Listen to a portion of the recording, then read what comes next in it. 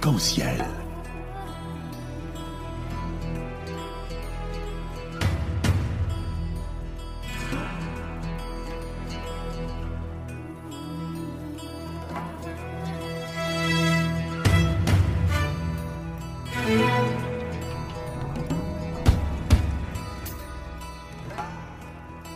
Arc-en-ciel, chaque dimanche, actualité, culture, économie, société et animation festive.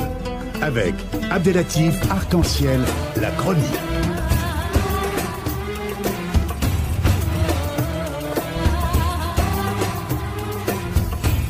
Arc-en-ciel, un fait.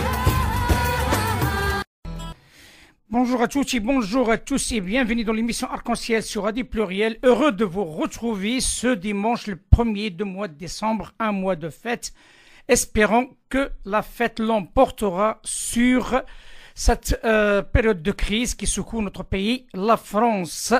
Et sans trop attendre, mesdames et messieurs, comme vous le savez, notre émission est trop chargée, mais avec des intervenants de qualité, avec divers sujets, et notamment la géopolitique et notamment la politique internationale. Et comme nous sommes heureux d'être en ligne avec notre premier intervenant, monsieur Bassam Dahan, bonjour et bienvenue dans l'émission Arc-en-ciel. Bonjour, cher ami. Pour la deuxième fois que vous faites partie de cette émission, nous sommes heureux de vous avoir. Surtout votre avis en tant que politologue et aussi un spécialiste des questions internationales. Et on a parlé récemment sur la question du journaliste saoudien Jamal Khashoggi et surtout les conséquences vis-à-vis du prince héritier Mohammed Ben Salman. Mohammed Ben Salman a fait sa première sortie, pour le moins surprenant par rapport à un grand nombre d'observateurs, avec une visite au Maghreb. Selon vous, que cela signifie une sortie déjà au Maghreb et pas en Europe ou ailleurs? Alors d'abord, il faut remarquer que le prince héritier a évité à tout prix de passer en Europe, mais il a voulu faire comme une introduction, un prélude au G20 en Argentine, en essayant de passer dans des pays amis, entre guillemets. Alors ici, peut-on parler d'amitié? C'est-à-dire quand on voit qu'il est passé, par exemple, en Égypte. Alors tout le monde sait que la majorité des pays qui acceptent aujourd'hui le prince héritier, c'est vraiment pour de l'argent. L'attitude du président égyptien depuis longtemps vis-à-vis des pays du Golfe est assez négative. On l'a surpris dans des enregistrements téléphoniques où il dit ce qu'il pense vraiment de ces pays du Golfe en disant que c'est pas de vrais États. C'est un peu comme des républiques bananières. Ils ont de l'argent, il faut leur demander de l'argent, point. D'ailleurs, ces enregistrements étaient divulgués et ça avait fait un scandale. Mais en fait, le président égyptien n'est pas loin de la réalité en disant cela. Parce que c'est malheureux pour le monde arabe qui a connu la Renaissance, Ahmada, qui est parti d'Égypte, qui a eu l'immigration d'intellectuels syro-libano-palestiniens, d'autres du Maghreb, qui ont eu une vision non islamiste de l'avenir du monde arabo-musulman. Une vision laïque, une vision socialiste qui était celle de Nasser. Et je crois que cet éveil islamiste est venu après la défaite de Nasser face à Israël. Ça, on peut le lire comme une faillite de la pensée laïque, de la pensée socialiste et de la pensée du panarabisme. En réaction à cela, on a eu une vague d'éveil des frères musulmans, des wahhabites et de toutes sortes de mouvements islamistes extrémistes.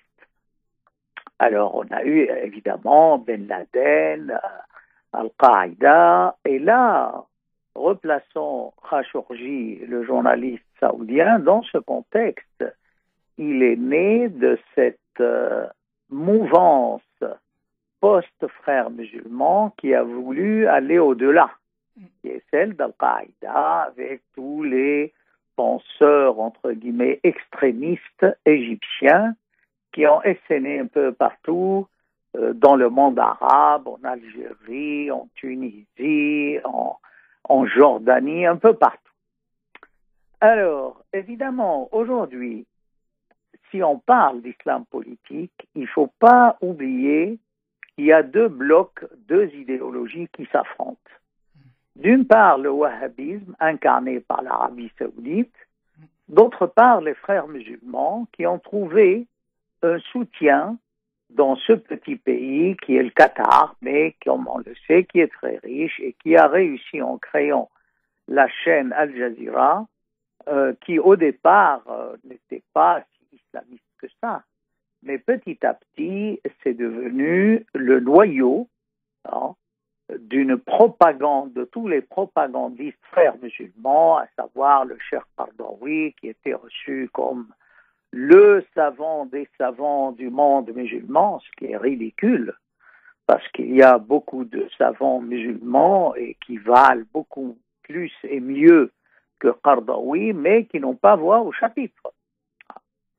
Donc, on est en train de vivre aujourd'hui dans ce monde arabe une confrontation entre des pensées islamistes, et on est bien loin de l'époque rêvée utopique de la laïcité de Michel Aflaq, qui était fondateur, n'est-ce pas, du Baas syrien, ou de Nasser, le héros du panarabisme, du socialisme, de la réforme agraire. Et dans ce contexte si déplorable, voilà que le prince héritier de l'Arabie saoudite essaye de monnayer, n'est-ce pas, ses capitaux dans des pays qui en ont besoin. Et on va parler, si vous permettez, de sa tournée au Maghreb. Alors, il ne faut pas oublier que beaucoup de pays, enfin certains pays maghrébins, n'ont que faire du prince héritier, pas simplement à cause de l'affaire Khashoggi, mais de manière générale du wahhabisme. Mais toujours est-il que les gouverneurs de ces pays cherchent à s'accommoder pour des histoires financières. Parce qu'avant, si vous voulez, qu'il y ait des dons étatiques au Maroc, à la Tunisie, à la Mauritanie ou à l'Égypte, beaucoup de richissimes du Golfe investissaient dans ce Maghreb, mais avec leurs conditions. Je vous donne un petit exemple que j'ai vécu. J'étais une fois en Tunisie, par exemple, près d'un ce qu'on appelle le lac, et j'ai demandé une bière, tout simplement. On m'a dit, là, on ne sert pas d'alcool. J'ai dit, bon, et pourquoi vous ne servez pas d'alcool? On m'a dit, parce que la personne qui a investi, qui a prêté de l'argent, qui est à la tête de ce projet, et je crois un Qatari ou un Saoudien, je ne me rappelle plus, et il a exigé qu'il n'y aura pas d'alcool, sinon il se retire du projet.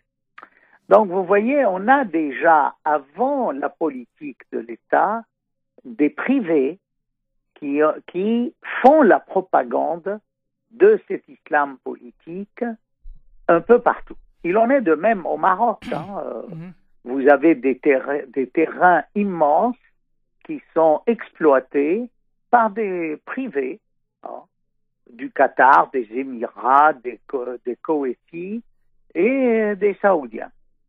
Alors là où ça devient beaucoup plus délicat que cela, c'est quand l'État, par exemple, aide un parti politique à prendre les rênes du pouvoir.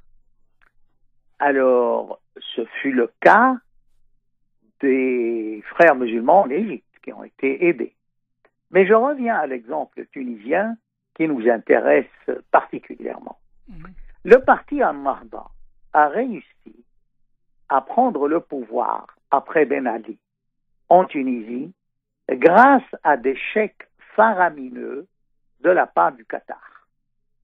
Le Qatar a beaucoup investi politiquement et financièrement pour que Ennahda puisse gagner les élections. On peut donner d'autres exemples, entre parenthèses, en Égypte, ils ont distribué je ne sais combien de litres d'huile, la moitié d'un agneau à chaque famille pour acheter leur voix. C'est ridicule. Si j'ai bien compris, M. Tahan, c'est que, tout simplement, cette visite au Maghreb, c'est une visite sur base de l'islam politique, j'ose dire. Donc, quelque part, il essaie de combattre un petit peu la présence des frères musulmans au Maghreb, si j'ai bien compris. Oui, ça, je crois que en ce moment, oui. La visite du prince héritier sert plusieurs buts. Enfin, un des buts, c'est que il y a des pays qui acceptent de recevoir la visite du prince héritier, ce qui n'est pas donné au départ, ce qui n'est pas évident.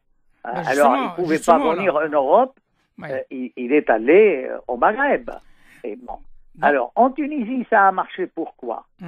Mais tout simplement parce que les Saoudiens sont conscients de la présence qatari en Tunisie. Et pour eux, c'était une occasion de les contrer vraiment en poussant le gouvernement tunisien à réserver un accueil chaleureux au prince héritier. Ça, c'est un point. Mais l'autre point aussi, c'est montrer au monde entier qu'il y a des pays qui considèrent le prince héritier comme quelqu'un de bien, il est le bienvenu. Bon, on sait que tout cela est faux et c'est de la comédie. Et là, évidemment, si on se met à la place du président tunisien, on estime que c'est bien joué, dans la mesure où, voyons, qu'est-ce qu'a donné le prince héritier à la Tunisie? Un prêt de 500 millions. Un demi-milliard de dollars. C'est énorme. Un demi-milliard de dollars avec des conditions. En plus, il participe à 2 très grands projets, à part les 500 millions de dollars. C'est une manne importante pour le gouvernement tunisien.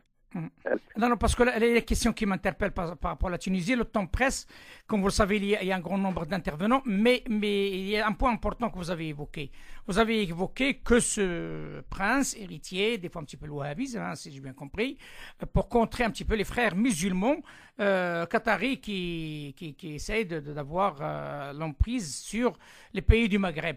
Sauf que récemment en Tunisie, on a assisté à une loi unique concernant l'héritage. Est-ce que tout ce qu'on est en train de parler sur le plan religieux est mettez out vis-à-vis des intérêts géopolitiques plus que des intérêts religieux? Voyez-vous, il ne faut pas oublier que la Tunisie est peut-être parmi tous les pays arabo-musulmans le seul et unique pays qui a réalisé un progrès fantastique au niveau de la jurisprudence, en allant vers une jurisprudence teintée d'islam, je dirais, mais très moderne, à commencer par exemple par l'interdiction de la polygamie. Et ça, on doit tout ça au fondateur de la Tunisie moderne, qui est Bourguiba. Ça, on ne peut pas le nier. Bourguiba fut un grand homme du XXe siècle dans le paysage des hommes politiques, penseurs du monde arabe. Ça, personne ne peut le nier. Alors, si vous voulez, comme il y a eu ce printemps arabe et que ça a permis aux uns et aux autres d'affronter leurs pensées, il était tout à fait normal, de mon point de vue, que les progressistes héritiers dépositaires de la pensée réformatrice de Bourguiba reprennent un peu de force et essayent à continuer le projet Bourguiba. Mais chose qui n'est pas assez certaine, comme vous le savez, avec ce qui se passe en Tunisie, même si ce n'est pas l'objet de notre dialogue aujourd'hui, mais vous le savez mieux que moi, comme quoi ce n'est pas la paix civile totale en Tunisie, avec tout ce qui se passe. Donc je suis désolé, je ne vais pas insister sur ce point-là, parce que certainement, pourquoi pas, de faire une émission dédiée à ce point-là, et de défendre les points de vue des uns et des autres. Mais pourquoi, monsieur le prince héritier, Ben Salman, n'a pas été reçu, par exemple, en Algérie, je crois, et au Maroc? Pour quelles raisons? Alors, au Maroc, il y a plusieurs raisons, vous voyez, parce que le Maroc aussi joue le jeu et d'une manière encore beaucoup plus fine que le président tunisien, parce qu'il y a un passé entre l'Arabie saoudite, les pays de la coopération, et le Maroc. Par exemple, le Maroc fait partie des pays du Golfe de la coopération. Vous voyez, comme la Jordanie, alors que ni la Jordanie ni le Maroc ne sont des pays du Golfe, géographiquement parlant. Et comme vous le savez, là, on a choisi deux monarchies, celle de la Jordanie et celle du Maroc. Donc, il y a, si vous voulez, dès le départ, comme un consensus que vous n'êtes pas comme les autres, vous êtes monarchique comme nous. Preuve en est, c'est que, par exemple, le Yémen, qui, lui, est un pays du Golfe, et il n'est pas dans le Conseil de coopération. C'est d'ailleurs malheureux que ce Yémen pauvre soit exploité, meurtri, détruit par la guerre. Mais passons, même avant la guerre, le Yémen a toujours été considéré comme un parent pauvre de ce Conseil de coopération. Alors revenons au Maroc. Donc il y a cela. Alors le roi a joué le jeu dans la coalition arabe pour le Yémen déjà. Cette guerre lancée et consolidée par le prince héritier MBS. Mais quand le Maroc a vu que ça tournait mal, cette guerre, surtout après avoir perdu un pilote et un F-15, donc la participation à cette coalition était un peu formelle, c'est-à-dire tout comme l'Égypte.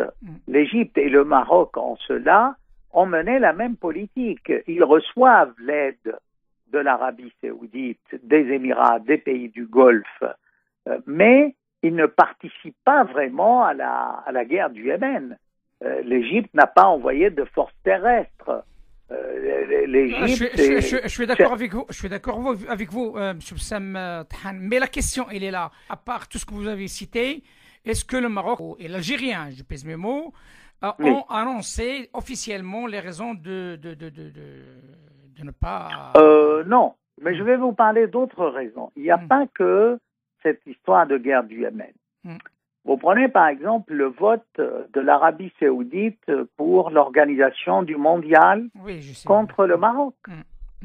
Enfin, ça c'est aussi scandaleux. Bien sûr. Un pays qui ne fait pas partie du Golfe arabe et qui accepte de faire partie du Conseil de coopération, qui accepte de nommément dire qu'il est dans cette coalition Yémen, et puis qui se retrouve contredit, rejeté par l'Arabie saoudite dans ce vote. C'était vraiment mal joué de la part des Saoudiens. Alors, en plus, vous ajoutez un troisième point qui est essentiel, c'est que quand l'Arabie saoudite a demandé le gel des avoirs et des capitaux des princes saoudiens au Maroc, le Maroc n'a pas suivi. Surtout que, comme vous savez, le prince Walid Ben Talal, par le cousin du roi actuel du Maroc, est un parent très proche. Donc, si vous voulez, là, il y a eu de la part du Maroc une manière polie d'évincer le prince héritier. Apparemment, on n'est pas sûr, le Maroc aurait proposé une rencontre, mais pas avec le roi. Alors, ça a vexé le prince héritier, il n'est pas allé au Maroc. Bien sûr. Maintenant, pourquoi il y a un hiatus entre l'Algérie et le Royaume saoudite et les Émirats? C'est ça. Ça tient à une autre affaire, qui est la guerre de Syrie. Parce qu'à chaque fois que la Ligue arabe s'est réunie, l'Algérie a toujours, avec le Liban et l'Irak, soutenu des décisions contraires et en faveur du gouvernement de Damas. C'est clair, l'Algérie a toujours fait exception. Et l'Algérie se trouve confrontée aux Qataris et aux Saoudiens. Et n'oubliez pas que l'Algérie, avec sa richesse pétrolière, n'a rien à envier ni au Qatar, ni en Arabie Saoudite. L'Algérie est un pays riche au niveau du pétrole. Maintenant, comment cette richesse est gérée, c'est un autre problème. Ça, c'est une autre paire de Ça, exactement. Monsieur Tahan, sincèrement, le débat avec vous il est très très riche, parce que vous donnez tous les aboutissants de la question et ça c'est très important pour notre auditoire. Quelles sont selon vous les conséquences de cette décision intelligente ou pas intelligente que le roi Ben Salman ne se fait pas recevoir au Maroc et en Algérie dans les médias? Alors, dans les médias, voyez-vous, le prince héritier d'Arabie Saoudite, on n'est même pas sûr, avec toutes les bêtises qu'il a commises, qu'il aura un avenir souriant et je ne le pense pas. Enfin, on ne peut pas jouer à Madame Soleil, mais je crois que le prince héritier est obligé maintenant d'essuyer ces camouflés, qu'on le veuille ou non.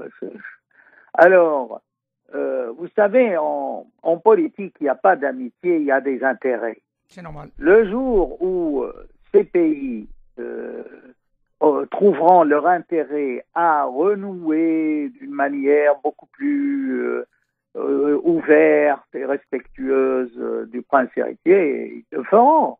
Et il en est de même du prince héritier. Regardez par exemple, même si c'est pas le Maghreb, avez-vous vu comment Poutine a salué le prince héritier? Oui, mais quand même, c'est comme s'ils avaient... non, je suis désolé, mais je ne vais pas appuyer ça, parce que tout simplement, on sait personnellement les enjeux derrière, donc il y a les États-Unis en face, parce que ça ne tient pas la route, ça tient pas la route avec la réalité. Vous voyez, rien ne nous dit que demain, Poutine ne va pas réussir à fourguer à l'Arabie Saoudite un gros contrat d'armement. Ça m'étonne dans les médias, vu les enjeux et vu vous savez, il y a eu plusieurs ouvertures vers la Russie. Oui, regardez le roi du Maroc qui a été visiter la Russie il y a...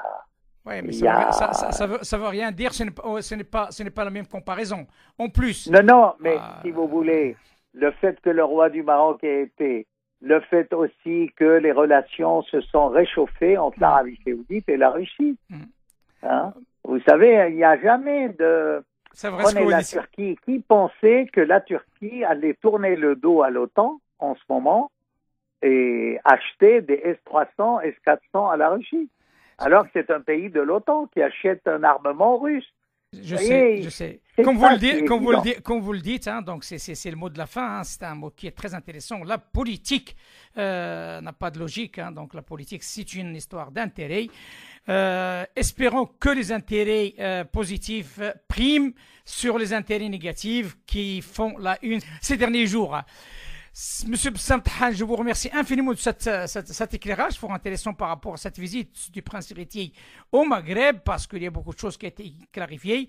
Je vais passer la parole à monsieur Hakim El-Karoui, donc avec une première sortie médiatique suite à cette rencontre pour la MIF, pour l'Association des musulmans de France, pour la gestion de l'islam en France. Écoutez, vous le saluez de ma part et vous lui demandez de saluer son frère, parce que son frère a été mon élève à l'école polytechnique. Et il est à l'écoute. Voilà. Il est à l'écoute. Merci infiniment. À très bientôt. À très bientôt, monsieur. Au revoir. À bientôt. Arc-en-ciel.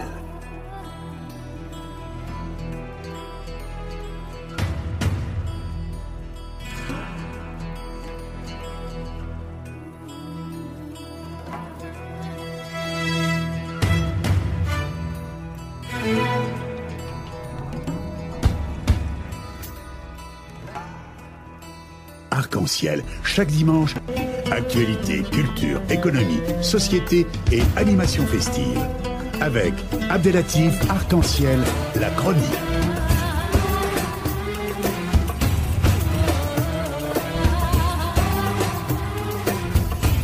Arc-en-Ciel Info.